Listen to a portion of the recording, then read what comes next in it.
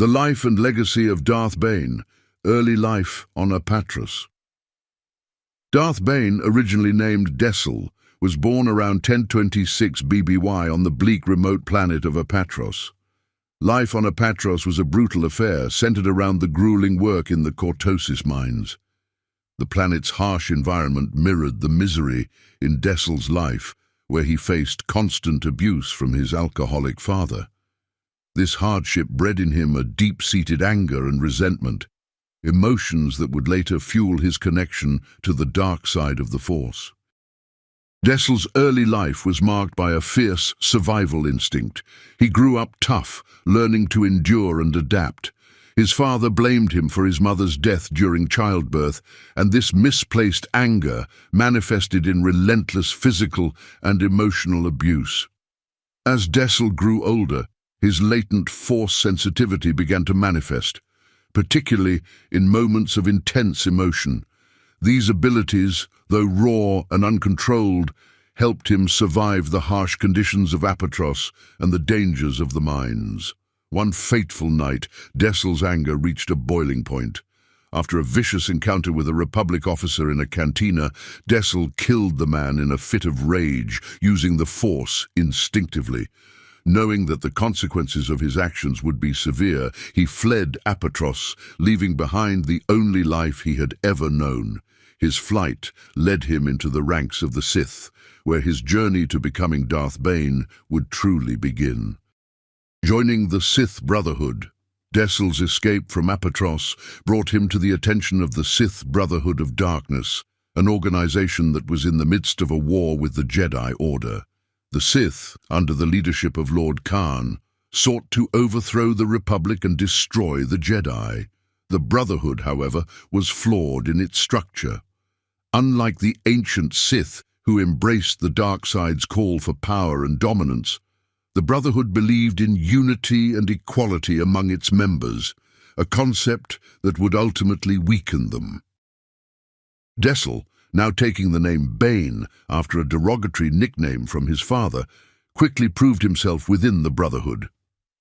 His innate strength in the dark side and his combat prowess allowed him to rise through the ranks. However, Bane was increasingly disillusioned with the Brotherhood's ideology.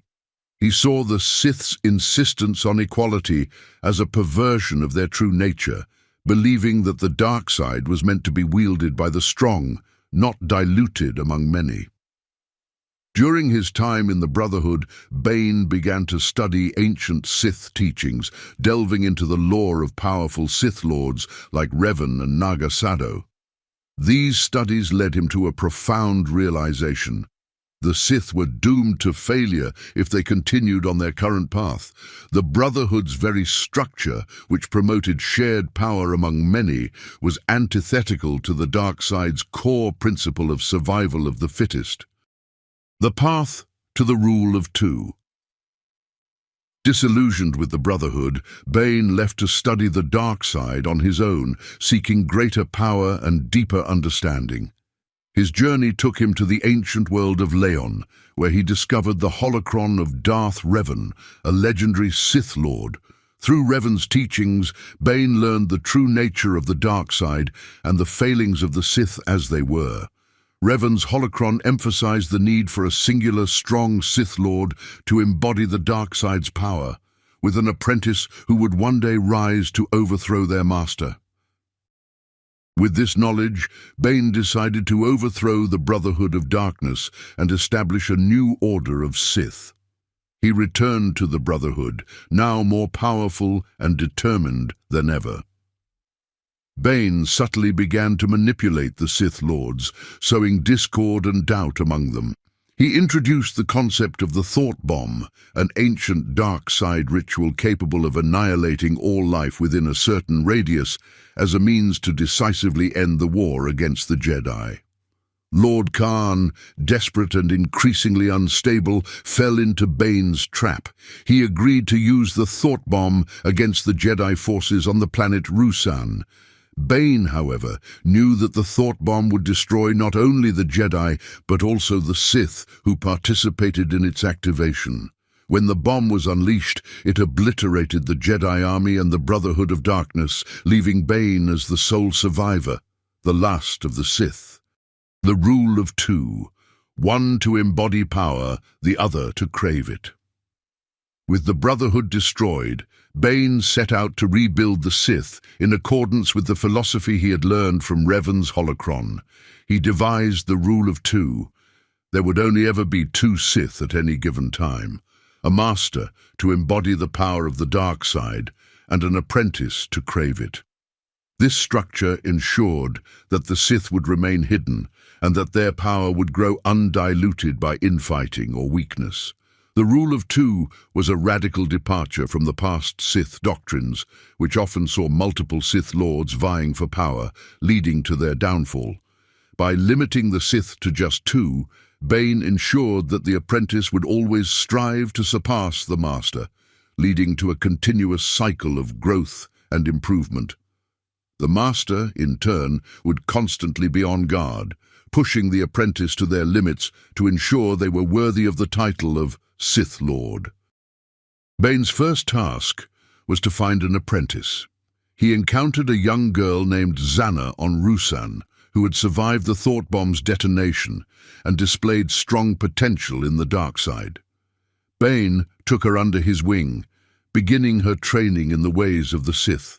He taught her not just the techniques of the dark side, but also the philosophy behind the rule of two, preparing her for the day when she would challenge him for supremacy.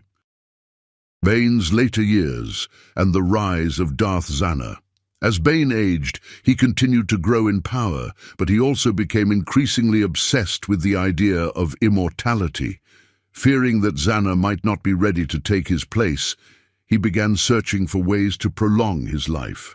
This quest led him to the ancient Sith ritual of essence transfer, a dangerous and untested method of transferring his consciousness into another body.